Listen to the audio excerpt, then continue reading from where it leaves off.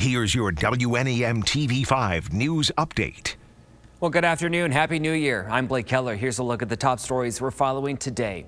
President-elect Joe Biden planning to host a national memorial to remember the lives lost to the coronavirus. It's slated to take place on January 19th, the day before the president-elect and vice president-elect Kamala Harris take their oaths of office.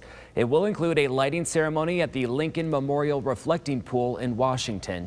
Biden's inaugural committee is asking cities and towns around the country to participate by lighting buildings and ringing church bells as a show of unity and remembrance. Locally, officers responding to reports of shots fired this morning in Bay City. It happened on North Van Buren Street. Shortly after officers arrived there on scene, a 22-year-old arrived at McLaren Bay Region Emergency Room with a gunshot wound to the arm. Police say no one else was injured. Investigators are asking anyone with information to contact Crime Stoppers at 1-800-422-JAIL.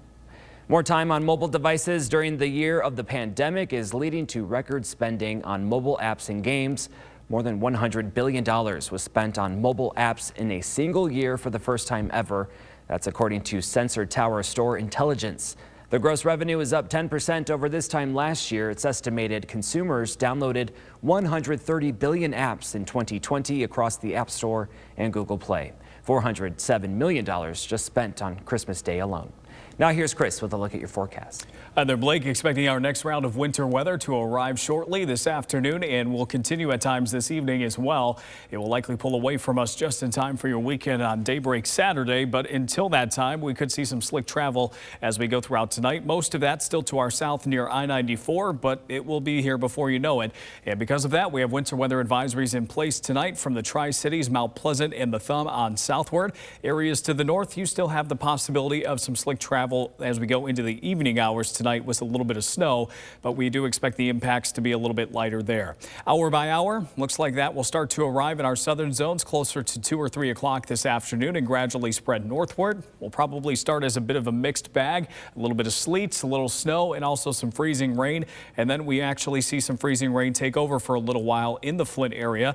Tri-Cities and northward, likely going to see mostly snow out of this, a little bit of icing, but primarily snow, and everyone will transition over to snow as we go into tonight and eventually as that system pulls away from us. How much snow are we expecting? About 1 to 4 inches, a little bit less around I-69 and to the south as more freezing rain could be possible there. Areas to the north, a trace up to 2 inches, sort of on the northern fringe of that system.